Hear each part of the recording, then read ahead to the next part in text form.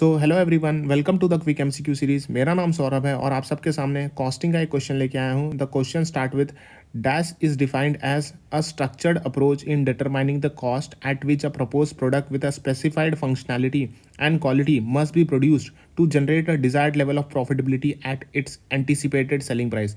तो आप सबको बताना है कि कौन सा कॉस्टिंग यहाँ पे यूज़ किया जाता है, ताकि ये एक स्ट्रक्चर अप्रोच होता है। स्ट्रक्चर अप्रोच होता है जहाँ पे डिटरमाइन किया जाता है कॉस्ट को, जहाँ पे कॉस्ट को डिटरमाइन किया जाता है eight which a propose product with a specified functionality and quality must be produced. Cost को डिटरमाइन किया जाता है कि हमारा एक फंक्शनैलिटी होगा, स्पेसिफाइड फंक्शनैलिटी होगा, स्पेसिफाइड क्वालिटी होगा।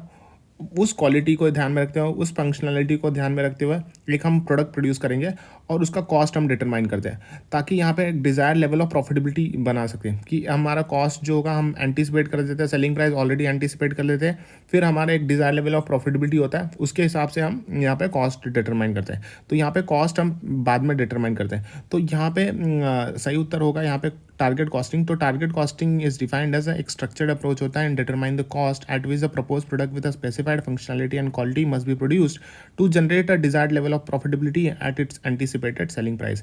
तो ये जो टेक्निक था वो ओरिजिनेट हुआ था जापान में 1970s। It aims at a profit planning. So features की अगर हम बात करते हैं टारगेट कॉस्टिंग में, तो यहाँ पे क्या होता है कि टारगेट कॉस्टिंग में जो प्राइस ऑफ द प्रोडक्ट होता है ये डिटरमाइन किया जाता है मार्केट कंडीशन के द्वारा, कि पहले price of the product determine कर लिया जाता है, फिर minimum required profit margin is to be included in the target price. तो हम रिक्वायर्ड प्रॉफिट मार्जिन हम इंक्लूड कर देते हैं।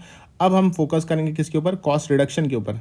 अब हम कॉस्ट रिडक्शन के ऊपर फोकस करेंगे और इफेक्टिव कॉस्ट मैनेजमेंट के ऊपर फोकस करेंगे। तो हमने पहले प्राइस डिटरमाइन किया। फॉर एग्जांपल समझो 100 रुपये मैंने प्राइस डिटरमाइन कर लिया जो मार्केट में बिक रहा है, एंड फिर मैंने समझो 10 रुपये प्रॉफिट मार्जिन ये कर दिया।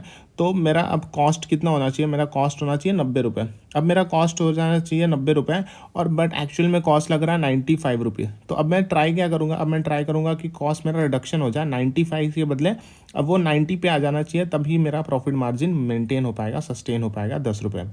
सो यहाँ पे अब क्या होगा? Product design, specification and customer expectation are given due consideration. Product design और स्पेसिफिकेशन और कस्टमर का क्या एक्सपेक्टेशन है उसे बहुत ज़्यादा कंसिडरेशन में लिया जाता है।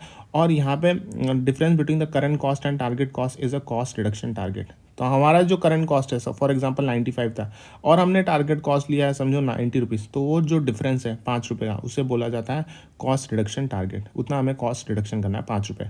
अब यहाँ पे एक टीम फॉर्म किया जाता है to integrate activities to achieve the target cost. तो एक टीम भी फॉर्म किया जाता है to achieve the integrated activities to achieve the target cost.